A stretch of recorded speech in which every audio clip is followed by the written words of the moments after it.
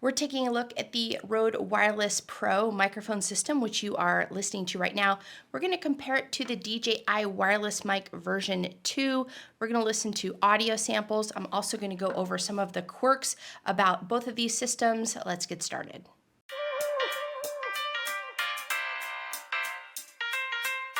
If you are shopping for wireless microphone systems, both of these systems are fantastic. Now, I did do a review comparing these two systems, the older versions, the Rode Wireless Go 2 versus the original DJI Wireless Mic. That video is linked down below. But today we're just going to focus on these two microphone systems. And as you can tell from the Rode Wireless Pro, this system sounds fantastic. And just like that, you're listening to the DJI Wireless Mic System version 2. Now, the video does look different because this is synced up directly to my DJI Osmo Pocket 3. But although the video is different, tune into that audio, and that way you can see if you prefer the DJI system over the Rode system. Although I do get a lot of compliments about this microphone stand, I don't think that that's a typical way to use these wireless microphone systems. So let's go ahead. I attached the Rode version onto the front of my shirt.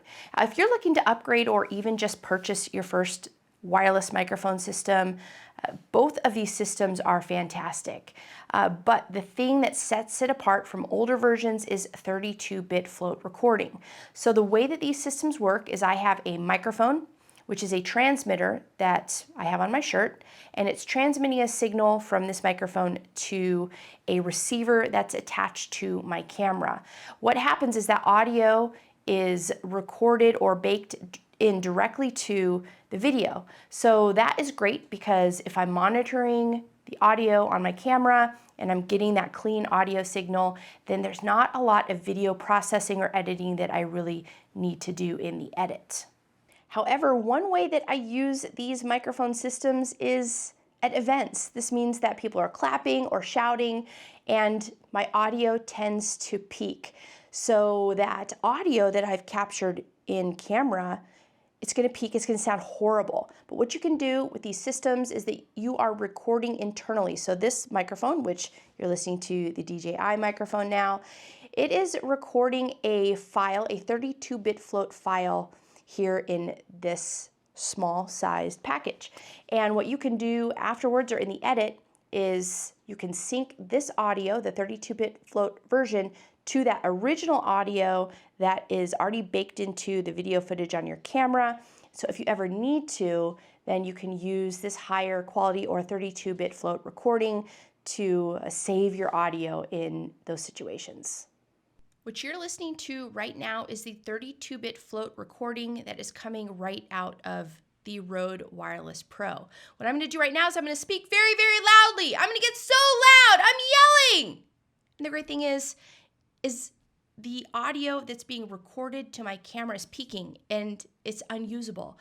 However, because I'm capturing that 32-bit float recording right here in this small size device, I can pull that file and I can use it and that audio becomes usable. And now I've swapped the mic out and you're listening to the DJI microphone. This is the 32-bit recording that's being captured in this device as well. So I'm going to go ahead and get louder and louder, and you can see that this is the same result.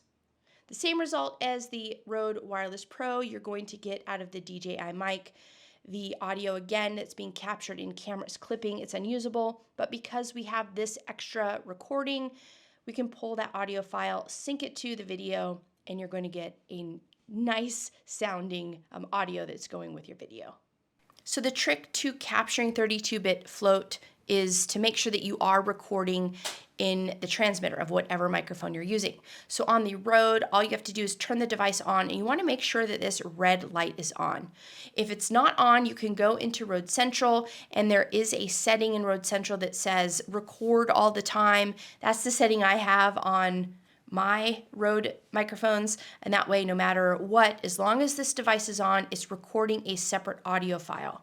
Now, with the Rode system, you do have to have the Rode Central software in order to download those files. So that is an extra step that you do need to take if you're using Rode, but either way, all you have to do is plug this microphone into your computer, open Rode Central, and download your audio files from there. When it comes to recording on the DJI Mic, what you want to do is turn on the microphone and keep an eye out for the red light that's going to show you whether you're recording or not. In this case, it's not, so we want to select the red button on the side of the microphone. That red light is going to turn on, and now I know that I'm recording internally. Make it a habit to make sure that you're seeing those red lights on both the Rode mic and the DJI Mic. When it comes to the DJI Mic, there isn't really a setting to make this record all the time. It'll remember the settings from the last time you used it in most cases, but either way, just check to make sure this is recording prior to getting started. When it comes to grabbing your audio files from the DJI Mic, you do want to plug your microphone into your computer. The big difference is that DJI doesn't have an accompanying app like Rode does. It's just going to show up in your drive just like an external SSD.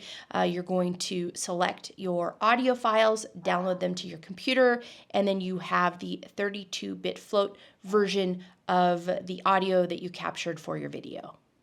Now that you've heard a couple of audio samples, let me know which one you like the best down below in the description. Now, when it comes to choosing one of these wireless microphone systems, I can recommend both of them. They're both fantastic and they have different uses. As you saw in this video, the DJI Mic will pair directly to an Osmo Pocket 3. If you are using that camera with the Rode wireless mics, you can just use the receiver and use it with any of your cameras, which is also nice. The other great thing about these mics is if you record, you don't have to capture that audio in any camera. You can just hit the record button on both of those small devices, and as long as that red light is on, then you are recording a video file in here, and you can pull that off of your computer and use it however you'd like. So either way, I recommend both of these systems. They're both fantastic.